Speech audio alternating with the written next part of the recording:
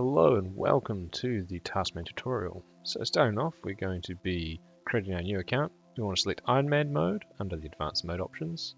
You can randomize whatever you want. Then you got to choose a name, which you can also randomize. I went with something that is a bit more on the point for Taskman. We're going to call it Teach Me Task. There we go. Then you click play now, and you'll log into the game. Yes, you click I have played recently, and you join in to the first lodestone, which is at Berthorpe. There are a bunch of settings, but we're going to first show you how to skip the early tutorial if you want to. So press escape F1 and then go to achievements and skip the path there. I'm showing you right now, so one of the settings, it's rune metrics. This is where you change your settings for drop log. There are a bunch of other settings in here, gameplay and whatnot. You can change your loot beam settings, stuff like that. You can change it all in here. There's too many menus to go through all at once. But yeah, it's all sped up a bit because I did a lot of recording. Let's get stuck into it, shall we? So this is me editing the layout. There are a bunch of customizations. You can click and drag a lot of things. The bars I've just moved across. So you can just click and drag to resize. However you prefer. I like to have my inventory in the old school style of 4 columns with 7 rows. And then I'm just moving my ability bars over there. If you can't click and drag, or it won't let you drop it into place, then I find putting it into the correct alignment and then pulling down helps. This is how you join the class, the clan chat. So you press F5 to open up the social menu, navigate to clan chat, click the green dot, and then click the plus icon to join the clan chat. You can use 3 slashes to type in chat for clan chat as a guest, or just PM one of the admins. Here is a clip that I took a bit later on. So you can actually you can add all from the get-go. You can add any hatchet to your tool belt, and it will work as the highest level available hatchet for your character.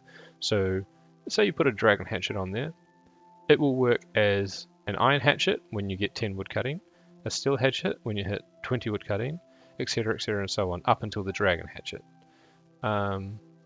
Pickaxes do not work that way, however, so bear that in mind. Here we go as well. We're going to be moving on. We're looking at Gudrick the Dwarf. This guy is where you can claim some pretty good free loot to start the game with. So he's in Port Sarim. He's just to the east of the lodestone by the ship that takes you to Karamja. If you want to, you also get a mine spike and a starting bow and sword. The mine spike is extremely useful because you can change its element type, which comes in very handy when you're doing later grinds. These, however, do have a attack, ranged, and magic requirement of level 5 in those skills in order to equip them.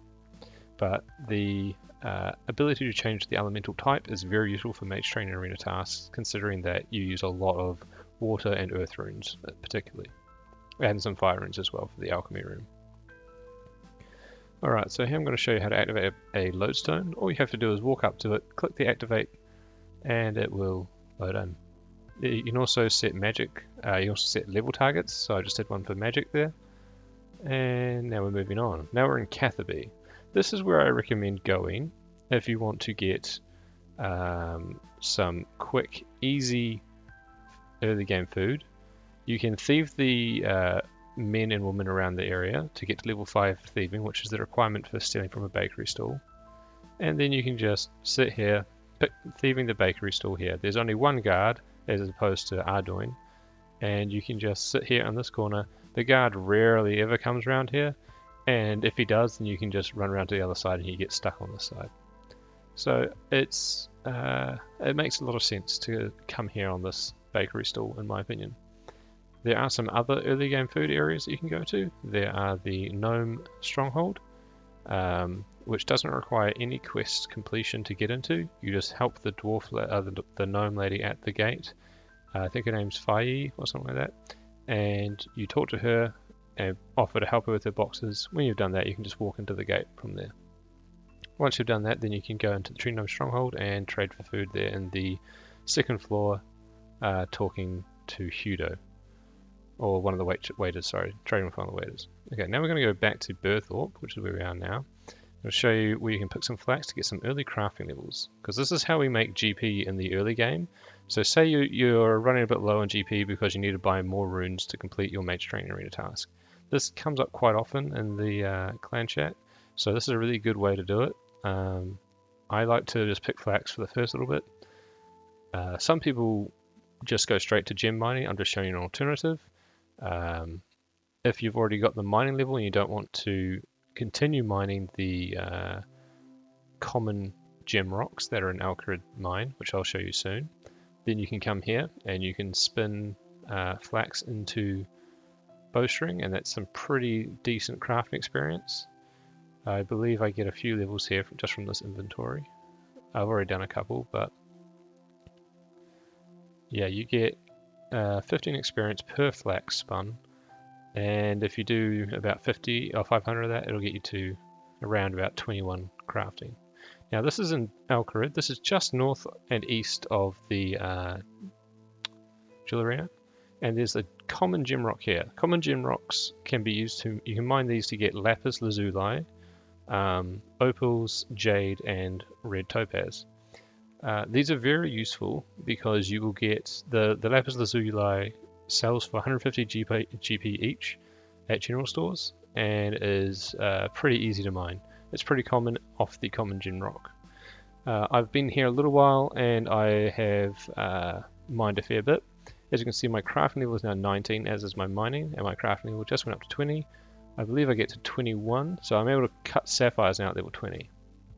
But I'm just going to go across the bridge here, and I'm going to bank it. I'm going to take these out, my cut gems, after I cut them all, and you'll see just how much money I make. So currently I had 4,607 GP in my pouch. This is another early game money method, and you can sell that, and I just got 18k. That took approximately half an hour to an hour. Sorry about the recording there. This is another method you can do. It's a little bit of a combat method. You can use it if you've got a combat related grind, like say you've got the Mage Training Arena, which requires 33 magic in order to complete because you need telekinetic grab for the telekinesis room. Then this is a really good way to get your magic up. I got level 30 here. Level 30 is really useful as well for the spell, or for the ability Surge, which is primarily one of the best movement abilities in the game, just getting around the game. You can also make some GP here while you're doing it by killing the giant spiders that spawn. There's only 2 here, but you can also kill the goblins that are nearby for some pretty easy GP. There is also the ability to enable a key for area loot. That is also in the settings. I haven't shown you in here, but you can have a little toy around with that and have a look yourself. Yeah, so just keep focusing on this. This is going to be one of your best money makers early on as well. We've got 28k currently, and by the end of this clip we're going to go sell it to a general store, and I believe I get another 17k or something around there. Yeah, but this is a great low level early game money making GP method. This also can potentially net you a Goblin Champion scroll, or help you on your path towards getting that kill count for a Goblin Champion scroll. You're not actively working towards the task, but it can get you there, which is nice. So yeah, I keep a needle on my tool belt. Your tool belt automatically comes kind of installed when you join the game. It comes pre-installed with a bunch of different items and useful things. Okay, so I didn't actually end up showing the end of that clip, unfortunately, but this is another money method maker that money making method that comes in later on. It is giant frog legs. You can take those to Hudo in the Grand Tree, and he'll buy them off you. And here's a rune shop trip. So you've got the Mage Training Arena, the Magic Guild, Alcarid if you've completed the feud and the mini quest afterwards, and you've also got Berthorpe and Varrock where you can buy runes from. This is the familiarization minigame. Just a random clip included here. I'll be showing in some more minigame clips in future episodes or future videos. Yeah, but basically your goal is to hit 60 spirit shards while avoiding the various monsters you can see at the top of the screen there that are hunting you. You want to grab the summoning supplies, as those can be useful early game, as well as it will give you a shaman outfit piece. Each one gives you 5% favor, so 5% extra experience, sorry, when training summoning if you wear it. So that's really useful to get early on. Here's the Dungeoneering reward shop. You can get there from teleporting to Lumbridge and then sailing with this Fremnik ship and running northwest. You want to talk to this guy here, the smuggler, and he will give you a Ring of Kingship, which I already had, but this allows you to teleport to Daemonheim as well as go into Dungeoneering. Here we are at the Wizard's Tower, just south of Draenor, and this is the best method for collecting ashes. Why would you need to collect ashes? Because you do not have to grind ashes when you do an Ectofunctus grind. So you can actually just use ashes directly with the Ectofunctus instead of having to take bones there and then grind them in the bone grinder and then get your slime and offer it to the Ectofunctus. So this is the best method for collecting ashes in the game. It doesn't matter what ashes you get if you're just trying to get Ecto tokens, which is a first age task. So this is the method we recommend. When you have a full inventory here of whatever you're getting, your charms, your ashes, whatever, then you can actually talk to Myrtle, the lady just to the west of the bridge as you're coming over it. And you can click deposit, and then you can deposit all your stuff. Now that's a good little bank which you can access if you've done any divination. You use memory strands and you can click on them in your currency pouch to teleport directly here, or to teleport directly to a chest, which is really good banking. As you notice, I've got 14 ashes in my inventory, but no buckets. You do not need buckets in RS3. You can just click on the slime and it will automatically make a bucket of slime for you. Then you want to head all the way back up the stairs. You can't use agility shortcut without 58 agility. And then go back in. When you're here, then you worship the Ectofunctus. I hope you enjoyed the task tips. If there's any ones I missed out, please let me know in the comments below. And if you want to see anything else in a future video, let me know as well, and I will try and get to those.